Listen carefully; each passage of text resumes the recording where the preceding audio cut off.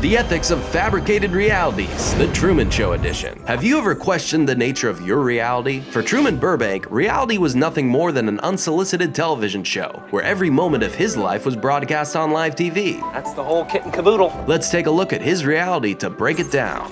At the beginning of The Truman Show, Truman begins to notice that something is wrong with his world, like a falling spotlight from the sky, rain that falls only on him, repetitive patterns, and an experience involving his deceased father. For Truman, any prospect of leaving the island frightens him, due to a childhood boating accident that killed his father and instilled an ever-present fear of water. Meryl, Truman's wife, and Marlon, his best friend, actively attempt to suppress Truman's curiosity. Why? Well, it's because Truman initially fell in love with an extra named Sylvia, but when Sylvia ran off with Truman to the beach and revealed that his reality is fake, she was quickly whisked away, never to be seen again. Marlon soon discovers Truman's tunnel to freedom and breaks character, forcing Christov to cut transmission for the very first time.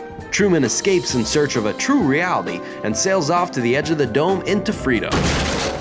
So, what makes The Truman Show so terrifying? Well, the majority of the public is complicit in his imprisonment. The entire world watched his life unfold with very little issue. Truman never consented to have his privacy invaded. Just like the Truman Show fans obsessed with his every move, humans have the same obsession with reality TV and social media. We sign away privacy willingly with every app we use and every Alexa or Google Home we purchase. But, unlike us, Truman never opted in for forced isolation from the real world. Having been placed in the domed prison as a baby, Truman never had the opportunity to choose a profession or live the way he wanted to. Truman is a slave to the corporation.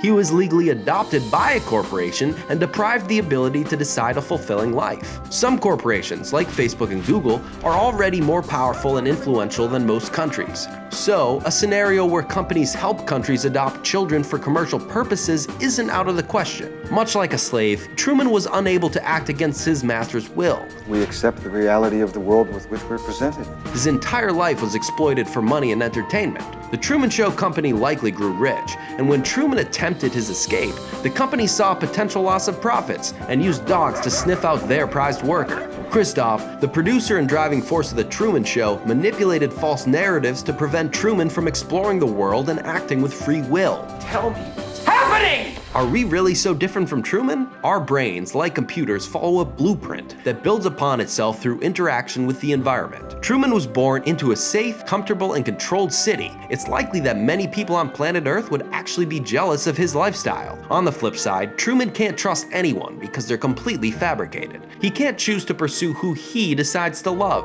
Meryl was selected to be his wife and showed no real love for him. These falsified relationships made the potential of true relationships that much more desirable, hence his inevitable escape from the dome. Do you ever wonder what happened next for Truman? We know we do. Does Truman suddenly gain new rights when he leaves? Does the company still own him?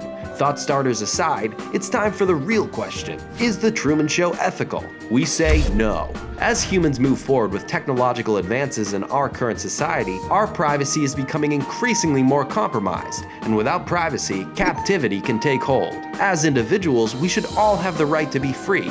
Each of us should have the choice to decide the life we want to live. So, what do you think?